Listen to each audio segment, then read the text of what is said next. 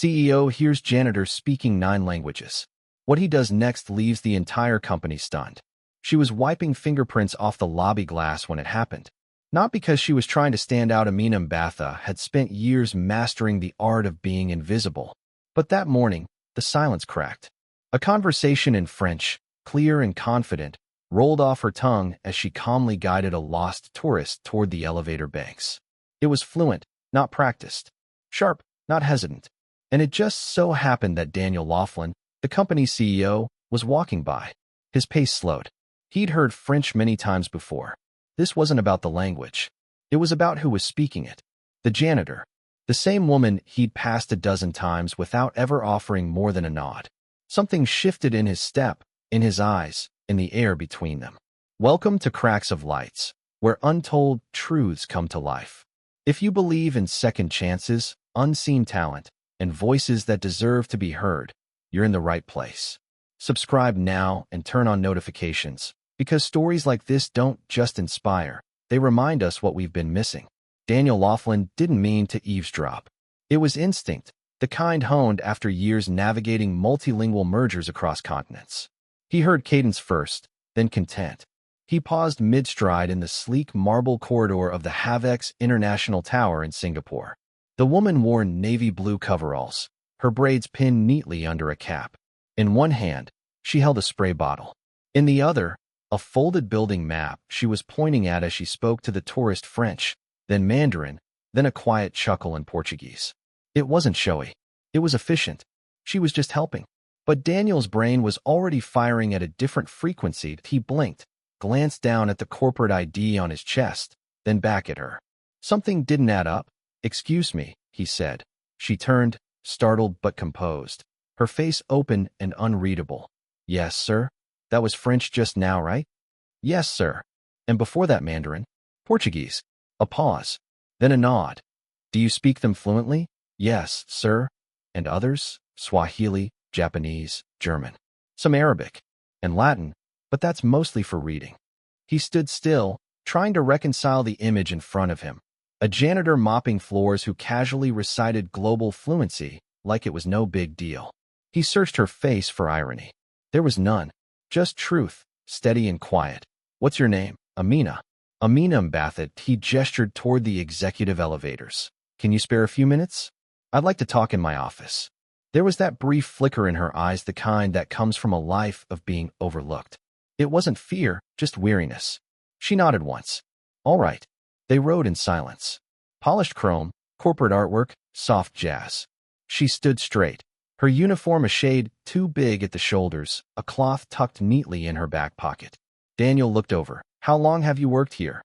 12 years, 12 years, he repeated, more to himself. She gave a small shrug. "The night shift works well with my schedule." He didn't press. Not yet. The elevator doors opened to a floor that smelled of citrus wood polish and filtered air. As they passed the reception desk, his assistant's eyes widened slightly, but Daniel didn't explain. He just nodded, and the door opened into glass-walled silence. He motioned for her to sit. She did. Not cautiously, not nervously, just aware. Like someone who's been in too many rooms where they weren't expected to say anything. Behind him, a world map marked with color-coded pins covered the wall. A tray of espresso cups sat beside a stack of quarterly reports. His desk was clean except for a notepad and a silver pen. "Amina," he began, leaning forward. "I didn't expect this conversation today." She said nothing. "I've worked in cross-cultural logistics for almost 2 decades. I've hired interpreters, cultural liaisons, negotiation specialists, and in all that time, I've never met anyone who speaks 9 languages and works custodial." She tilted her head, watching him. "You want the truth?" she asked. "I wouldn't have invited you up here if I didn't." She took a breath, folded her hands, and began. "I was born in Durban. My mother was a translator for the municipal hospital. She raised me on words, Zulu, English, ISI Kosa, French records, old Latin textbooks. I got a scholarship to study linguistics at Stellenbosch. But my mother got sick. Cancer. I came home to care for her. After she passed, I left school. Found work. Anything. Cleaning jobs. Supermarket shifts. Eventually, a cousin told me there was work in Singapore. He listened. Fully. Not nodding out of habit, but leaning into the silences. It paid enough to keep my daughter in school. I took the night shifts, kept learning on my own. Podcasts, library books, language forums. I didn't stop. It's the only thing I do that still feels like mine. Daniel sat back. No one ever asked. She smiled faintly. Not once. He tapped the pen against his notepad. The room was silent except for the soft hum of air conditioning and something else. Respect blooming in the quiet. Would you be willing to help with something? She narrowed her eyes. Not suspicious, just careful. There's a meeting upstairs in 30 minutes. A team from our West Africa and Japan offices arrived early. Our translator called out. I need someone who can bridge that room. I can do that. He smiled. I don't doubt it. Amina stood slowly, smoothing her uniform. She didn't look like someone stepping into opportunity. She looked like someone finally being seen. Amina sat across from Daniel Laughlin in that quiet, sunlit office, the world map behind him untouched, the espresso machine idle, both of them floating in a kind of suspended moment. Two people who should never have met like this, now navigating uncharted ground. He had asked, and she'd said yes. The truth, he said, and she had nodded. So she began. I was born in Durban. My mother was a translator for the municipal hospital, Zulu and English mostly, sometimes Afrikaans. She didn't go to college, but she had notebooks. Piles of them. Vocabulary lists. Phrases. Diagrams. That was my world growing up. Words taped to the fridge, verbs in the hallway. It didn't feel strange at the time. It just felt like home. She paused, hands folded in her lap. My dad was a pipe fitter. Worked every day, rain or heat. Never talked much, but when he did, it was always with purpose. We didn't have much, but what we had, we earned. Laughlin didn't interrupt. He didn't write either. He just watched. I was the first in my family to go to university. University of Cape Town. Linguistics major. I was obsessed with structure, dialects, how people shape meaning through sound. I got offered a research assistantship during my second year, then a fellowship to study translation theory in Ghana. A small smile touched the corner of her mouth, then vanished. But then my mother got sick. Pancreatic cancer. It came fast, and we didn't have the money. I dropped out of the program and moved home. I thought it would be temporary. 6 months, maybe. She lasted 4. My father had a stroke 2 months later. I never went back. Daniel's hands rested flat on the desk. No movement, no gestures, just stillness. Amina kept going. My daughter was born the year after that. I was 25. Her father didn't stay. And honestly, I didn't expect him to. I worked at a print shop, then a call center. Nights mostly. Anything that let me be home when she got out of school. She leaned forward slightly, voice still even. I applied for work abroad. Singapore had contracts for hospitality and cleaning staff. It wasn't glamorous, but it paid more than anything I was getting back home. I signed a 2-year placement, packed 2 bags, and left her with my aunt. I sent everything I made home. Every cent. Laughlin's jaw tightened slightly, but he said nothing. When I got here, I worked 12-hour shifts. Hotels, restaurants, then eventually corporate cleaning. The night shift at Havex opened up when I was 6 months into my second contract. It had benefits. I took it. She glanced at him now. That was 12 years ago. He nodded once, the smallest motion, as if confirming what he already suspected. I didn't stop studying, she said. I couldn't afford school again, but I borrowed books, downloaded audio lessons, podcasts, French, Spanish, Mandarin. Swahili came naturally. Portuguese I picked up from one of the night guards. I'd clean bathrooms while listening to university lectures on my phone. I made flashcards from old notepads. Practiced with delivery guys when I could. Every chance I got. You did all that, he said finally, while working full-time? She nodded. Learning is the only thing I had left that felt like mine. My body worked for the company, but my mind, I kept that part. Quietly, he exhaled through his nose. You never told anyone? No one asked. There was a pause. Heavy, not awkward, just full. It wasn't bitterness, she added quickly. I don't walk around angry at the world. Life happened. Bills had to get paid. You adjust. You make peace with it. But I never stopped speaking the words in my head. It was like a second language behind my eyes, even if no one heard it. Daniel rubbed his jaw. We spend millions recruiting global talent. We build entire pipelines to find the right fit. And somehow we missed you. Right here. All these years. She didn't answer. She didn't need to. My daughter's in nursing school now. she said quietly. Last semester. In Johannesburg. She's 23. Paid for most of it herself. She's tougher than me. Daniel smiled faintly. I doubt that. Amina gave a small shrug. We all do what we have to do. He looked at her, not as a subordinate, not as a janitor, but as someone who had somehow carried a quiet revolution in her pocket for over a decade. No stage, no spotlight, just willpower. Do you know how rare it is to find someone who can do what you do? He asked. She tilted her head. Maybe, but I don't think rare means important. Not unless it's used. Daniel leaned back slightly in his chair.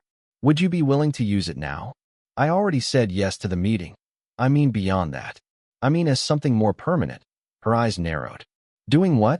I don't know yet, he admitted. But it feels criminal to send you back to mopping floors after this conversation. She raised an eyebrow. So this is what? A test? No, he said quickly. This is me trying to catch up. Trying to understand what I've been missing. She looked down for a moment, then back up. I'm not looking for a handout, Mr. Laughlin. I'm not offering one, he said. I'm offering a seat at the table. There was a long silence then. The kind that doesn't need to be filled. When she finally spoke, her voice was level, but something flickered beneath the surface hope. Maybe, or fear of it. Let's see where it goes, she said. He nodded once. And that was it. The rest of the day passed in meetings and spreadsheets and logistics memos. But Daniel's mind kept circling back. 9 languages. 1 woman. 12 years of silence. Amina Mbatha had never knocked on his door. She just kept walking past it. And for 12 years, he'd never looked up. Until now. Amina wasn't supposed to be there.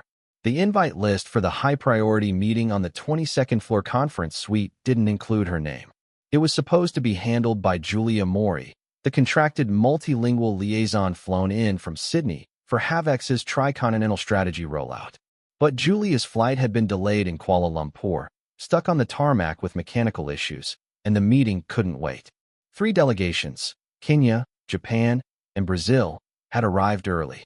The executives were already in the building, already checking their phones, already murmuring about timelines and missed handshakes. Laughlin stood outside the glass-walled conference room, jaw tight, phone in hand, scanning the hallway. When he saw Amina walking past with a clipboard and a mop bucket, he didn't hesitate. Do you have a minute? He asked. She blinked, cautious. Now. Right now. She nodded once, set the bucket aside, and followed him. Inside, the energy was off. The Brazilian director was pacing, the Japanese lead was checking printed copies of the agenda, and the Kenyan project manager was already flipping through a binder of documents marked confidential. Amina entered quietly, no badge, no title, no introduction. Just a soft bom dia that immediately shifted the air in the room. She turned first to the Brazilian executive, asked about his concerns in Portuguese, tone natural, phrasing precise. He relaxed within seconds, explaining a supply chain snag. Then she addressed the Japanese delegates in crisp, formal Nihongo, referencing key logistics notes without looking down. One of them smiled for the first time. The Kenyans were next, and Amina spoke Swahili as though she'd never left Nairobi. She didn't just interpret, she contextualized, adapted tone, clarified nuances. It was seamless. For 60 straight minutes, she moved between languages like a conductor guiding an orchestra, never flinching, never fumbling. The room, once fractured by misunderstanding and unfamiliarity, slowly aligned. Ideas flowed. Questions were answered. Problems untangled. Laughlin sat at the head of the table, watching. He didn't take notes. He didn't speak. He just observed, watching Amina turn miscommunication into momentum. Near the end, one of the Brazilian team members cracked a joke about Singapore's weather and airline delays. Without missing a beat, Amina returned the jab in Portuguese, and the entire table laughed. It wasn't the kind of polite corporate chuckle people force at meetings. It was real, warm, connected. When she finally stepped back and signaled the end of the translation, there was silence. Then came the clapping, first from the Brazilian director, then the Japanese representative. Then, surprisingly, the entire table. Laughlin didn't join the applause immediately. He waited, measured. Then he stood. Everyone, thank you for your time, he said. If you'll excuse me, I need a quick word with our translator. He motioned to Amina to follow him out. They stepped into the hallway. She looked calm, but her hands were clenched behind her back. I need to ask you something, Laughlin said. Sure. Do you want a new job? She hesitated, unsure if he was serious. I'm not qualified for anything here, she said flatly. You're more than qualified, he replied. I want to create a new role, strategic communications assistant. You'd work with the international teams, help with cultural alignment, real-time translation, pre-contract analysis. No formal degree required. Just skill. Which you have. Her brow furrowed. Why now? Because I just watched you fix 3 months of silence in 60 minutes. She didn't smile. She didn't cry. She just looked at him for a long second. And what about my shift? We'll figure that out. She nodded slowly, cautiously, like someone trained never to trust open doors. All right, she said. But if I do this, I'm doing it my way. Laughlin nodded. That's exactly what I want. They shook hands. Nothing flashy. No one watching. Just two people rewriting the rules of who gets seen and when. The next morning, her name showed up in the staff bulletin. A new title. A new office. No diploma required. No ceremony. Just a quiet promotion for a woman who had already earned it long ago. Amina's nameplate went up quietly, no ceremony. No internal memo blast. Just a line of brushed steel that read Strategic Communications Assistant outside a corner office she never expected to occupy. But while the title changed, the room didn't come with instant acceptance. Within days, the stares started. Not from the interns or the admin staff. Most of them offered a smile. Some even said congrats in the hallways.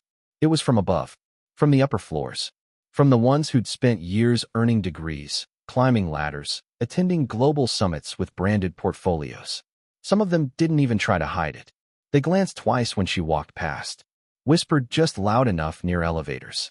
One executive, during a strategy session, didn't even look at her when speaking, just talked around her like she wasn't there. It didn't take long for the first evaluation to land on her desk.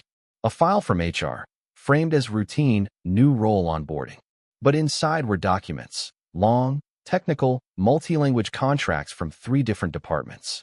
Japanese vendor terms, Portuguese product clauses, Swahili logistics addendums buried in procurement notes. She was given 72 hours. No guidance. No context. Just a note.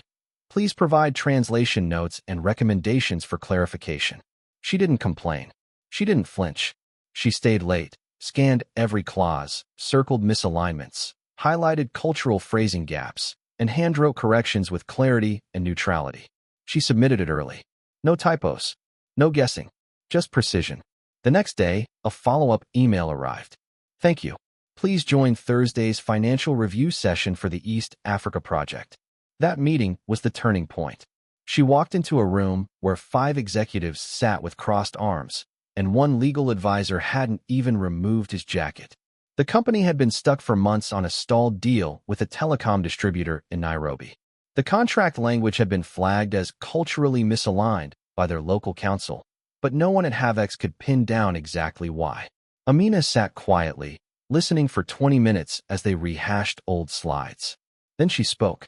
You're translating priority as emergency, she said, flipping to a page in the contract. In Swahili, that word implies medical urgency, not business importance. That's why they're pushing back on timelines. It reads like we're accusing them of negligence. Silence. Then someone asked, what's the fix? She didn't hesitate. Reframe the section using kipaumbele, which means high importance but not crisis level. Then mirror that change in the Portuguese version for the Mozambican partners so it aligns. They tried to poke holes. They tested her with follow-ups. She answered every question with calm professionalism. No hesitation. No fluster. Just facts. One executive leaned back, arms unfolding. Another uncrossed his legs. By the end of the meeting, the room was different.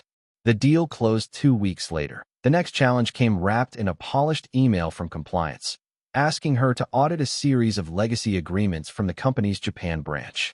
The request wasn't casual, it was a test, and everyone knew it. Among the files, she found a 3-year-old service contract written in both English and Japanese. The problem? The 2 versions didn't say the same thing. The Japanese text had subtly broader service obligations. It had gone unnoticed for years, likely because no one in legal had fluency to catch the nuance. Amina flagged it immediately, wrote a full memo, and drafted a respectful renegotiation strategy to save the company from escalating costs. When she presented the findings to Laughlin, he didn't say anything at first, just looked at the report, then back at her. "This went live in 2020, he said. "And you found it in an afternoon?" "It wasn't hidden," she said. "Just ignored." That line stuck with him. Not hidden. Just ignored. After that, fewer eyes followed her with suspicion. Not all, but fewer. Word traveled, quietly, as it always does in buildings like Havek's. And slowly, the narrative began to shift. Not because someone issued a press release, but because people started realizing that the janitor-turned-assistant was delivering results no one else had. The pushback didn't vanish, but it no longer carried weight. She still came in early, still kept her voice low, still kept her desk neat and her sentences shorter than they needed to be. But she also started getting called into meetings before things went wrong, not after. Not as an afterthought. As a resource. One afternoon, Laughlin passed her in the hallway and stopped. He didn't have an agenda. Just said, "You know, we almost let you walk past us forever." She looked at him and replied, "You did." Then she walked into her next meeting. Confident, unbothered, and no longer waiting to be noticed. The plaque went up on a Wednesday morning, quietly, without announcement. The old name, Havek's Learning and Development Center, had been removed. In its place, the Amina Mbatha Room. Black lettering, brushed steel, no ribbon cutting, no press release. Just a door now bearing the name of a woman who used to polish the handles below it. Amina hadn't asked for the honor. She hadn't even known it was coming. Laughlin made the decision after a board meeting where someone used the phrase untapped potential one too many times. He didn't say anything in the room, but later he walked past the training center and just stood there, thinking. Then he called facilities and made the change himself. When Amina saw it, she paused.